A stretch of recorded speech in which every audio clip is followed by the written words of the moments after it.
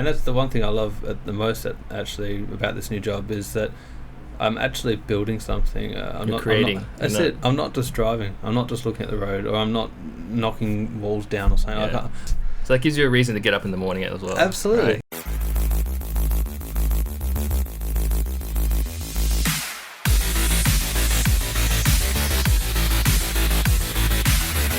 So this is a new episode of Tech Society FM, and we explore things such as the harder parts of software engineering, be it clustering or actual development, or softer things such as the business side of tech, such as careers and running a business.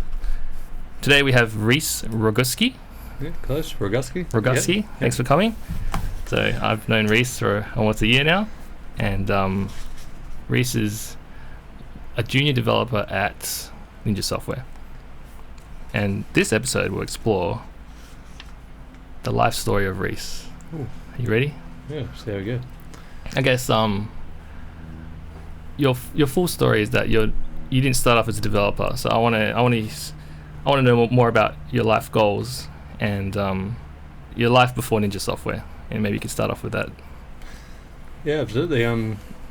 Actually I spent just about all my life in a non-technical type role. I graduated high school, went straight into working in a factory building security screens, windshields, stuff like that.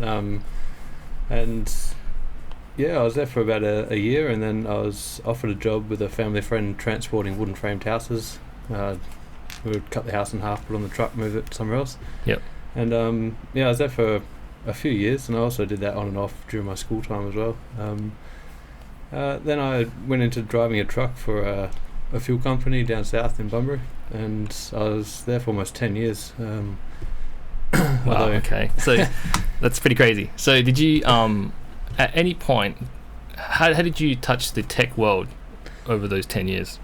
I really didn't, other than, like, I've always enjoyed, I guess video games and stuff with my friends, but actual sort of, actual useful tech stuff, not at all. So what happened? How did you suddenly switch or become inspired to join the software world? I actually ran into I met an American in Frankfurt, and he'd been traveling for the last few years, and he was a software developer, and so he's actually still traveling now. I still have him on Facebook, and it comes up every now and again, and he's still going. And he kind of sparked the idea in my head to get into something where I could work remote, and I didn't do anything with it. It just kind of stayed there. When I got back from Germany, I went back to driving trucks again. And so you actually took a break from driving trucks? Well, just to backpack for a year. Did you go back to the same job? When I got back, my job wasn't actually there, so I jumped in with a competitor doing the exact same job. Okay. And then it was only for about 2 or 3 months, and then my old company contacted me and offered me my job back. Right, cool. So I jumped back in with them. And then I'm married now, and I had a young daughter. She was newborn, and I started thinking, like, I really don't want to be driving 13-hour days anymore. So you felt like your priorities changed? Yeah, absolutely. It definitely kicked me into gear a bit. And I was just started picking up free courses, anything really on YouTube or.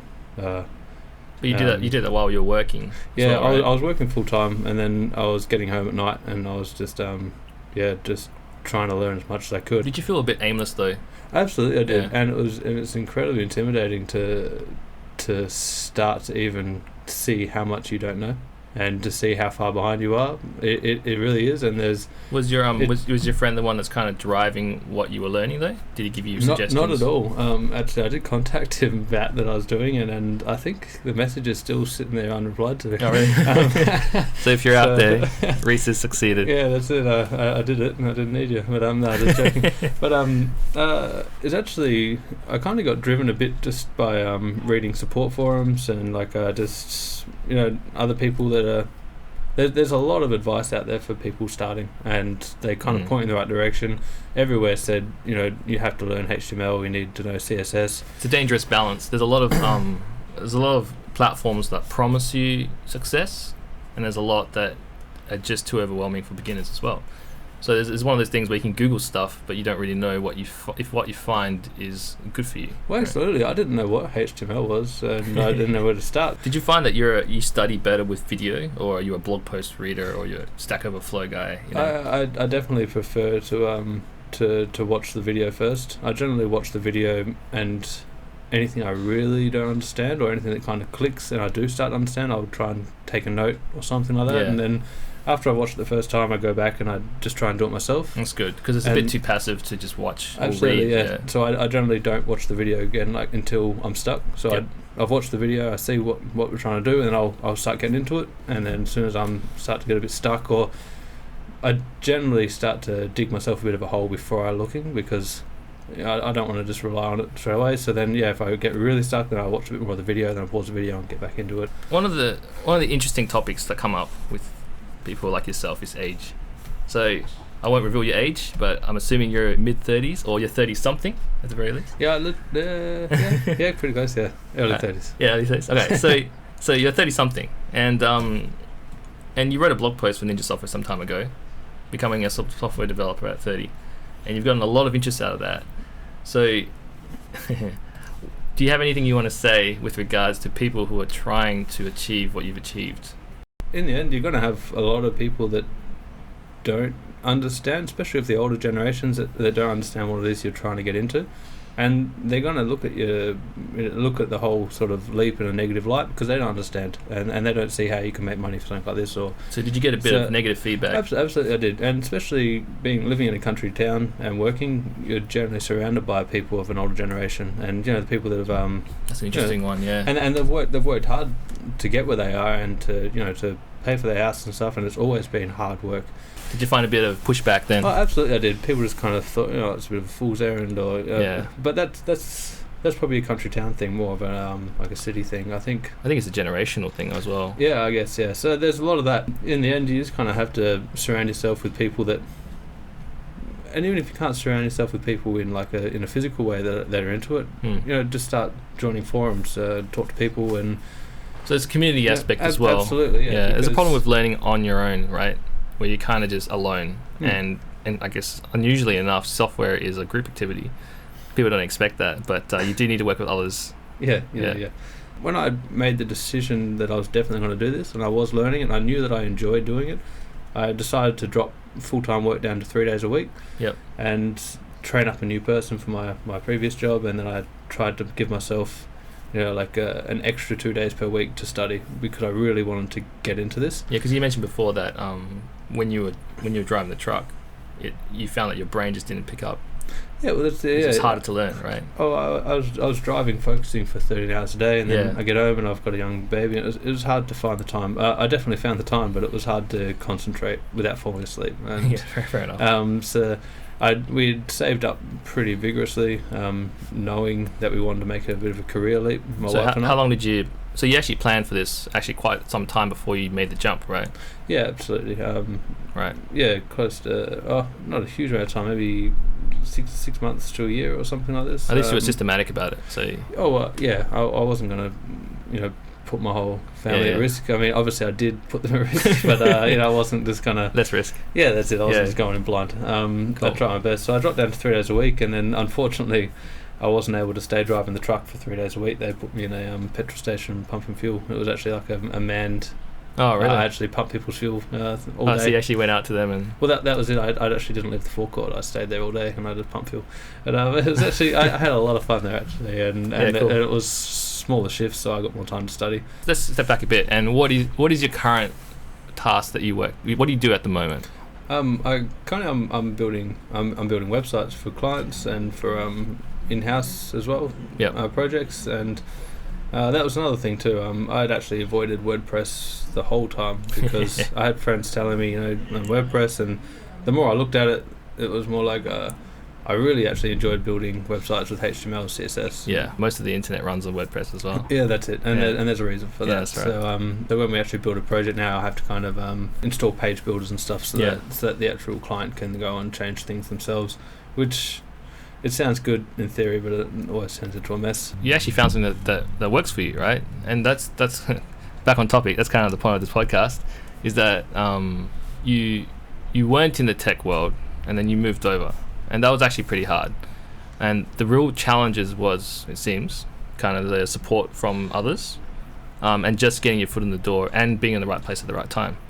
That's exactly it. There was, a lot of my friends said that, I was lucky, and I guess I was lucky to land something, especially through Ninja Software, through yourself actually contacting me when I. So just for some context for our listeners, Reece, I think you posted a global message on Slack. I offered to sweep floors if they let me look over the shoulder of someone's computer, and just. But I just happened to be at the right place at the right time also, and I saw the message and I brought Reece in. So what happened was that this is one of those examples where networking actually works, and networking always works when you least expect it.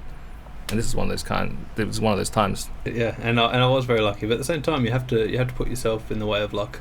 That's right. You can't be lucky if you just stay inside and do nothing and don't try. You miss all the shots you don't take. That's exactly right? That's exactly it. So you got to put yourself in the way of luck, and I think that's one of those things is that people that are in your position, that you were in before, they leave out the whole networking aspect of it, or the whole getting yourself known. I know that was luck, but the more, exactly right. The more shots you take, the more chance you have. That's it. And I knew that I didn't have the technical skills, but of my whole life, I've always been able to make fast friends. I've always been able to just talk in any sort of scenario. You got the soft skills. That's exactly it. When I backpack, I travelled on my own, and I always just made friends and just kind of made new plans with new people, and I've always had that. So when I couldn't get even a reply when I was applying for jobs, I knew I had to change my tactic. I knew that I had that, so I started going to meetups. That's actually the best way, man. Exactly, and it was really welcoming. People, they could see I was kind of, I walked into the pub that they were meeting at. Yeah, I didn't know anyone because I wasn't even from the city, and they could see that, and they asked me to come over, and you'll be surprised how fast it is people ask for your story. Ninja Software actually finds people that are passionate about programming, and the fact that you've come as far as you have with what you had before was valuable to us. And there was a really great quote from Alex actually that stuck with me. Is he said that he hires for he hires for personality. He said that the skills will come, but you can't learn relearn a shit personality. So I think he used the word attitude, sorry, not personality. Yeah. So he said the skills come in time, but you can't if someone's just But one of the problems the right is attitude, that then but Ninja Software has that approach to recruitment. But it sounds like all the places you applied to in Bunbury and stuff might not have. They saw your message and they kind of just ignored it, right? Yeah. So again, I guess it was great that you came to Ninja Software.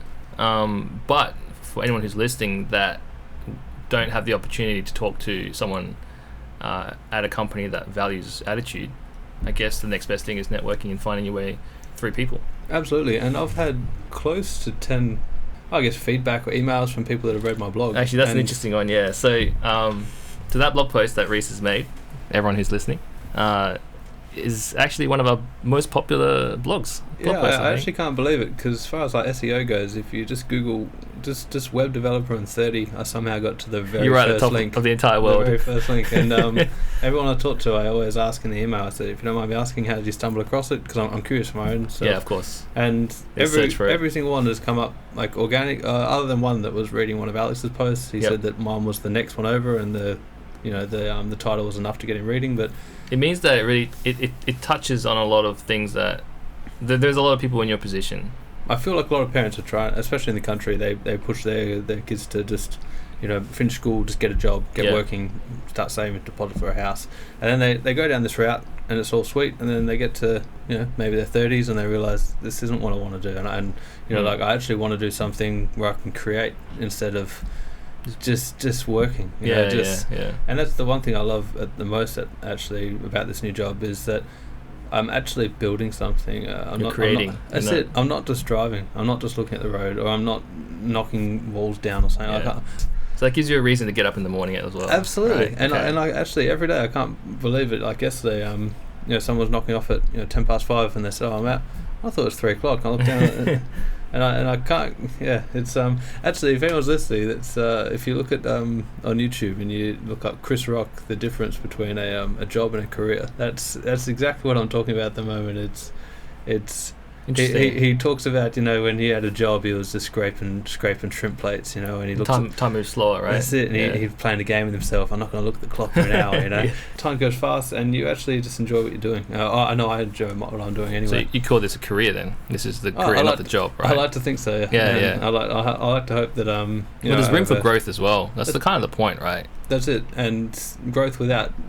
My only growth driving truck was to drive more hours. This year, I can actually grow by just improving my skill set and being more useful, being faster at what I'm doing. Your output, your value increases as opposed to your time input, right?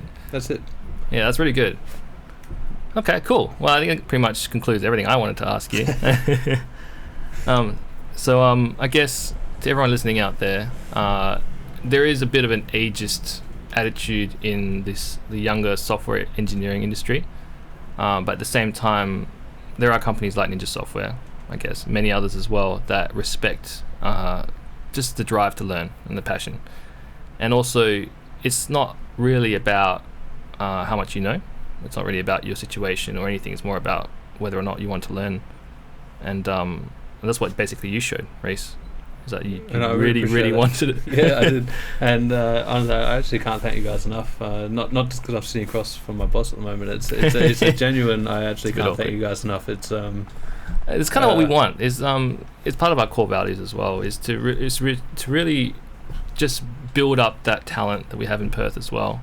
And it's like you don't always find them through university graduates or anything. It's just people that want to do it and actually have put in the time and effort as well. And yeah, I guess if you have worked a lot of time in retail, even retail or just anything working with customers, I mean, it's not wasted time. It's you've actually people feel like they've kind of lost. It's too late for them. That's the thing. You haven't. You know how to deal with people, and that's a massive thing. A lot of people don't know how to deal with people, and valuable life skills that actually apply. That's exactly it. I've actually enjoyed. One of the things that I'm getting to do a lot at Ninja Software is talk to customers and talk to clients as they're coming in, and I'm getting to know them, and I actually enjoy that in myself anyway. And I know that a lot of people in the tech industry don't. That's right. They don't appreciate it. The soft skills of software engineering. But that's fair. I mean, if they don't want to, they don't have to. That's exactly it. And it's just like someone has to, right? And it's really valuable if that someone has technical knowledge to back up what they're promising as well. And this is why we have technical sales as well. You see. And but luckily you're part of that as well. You can speak to people.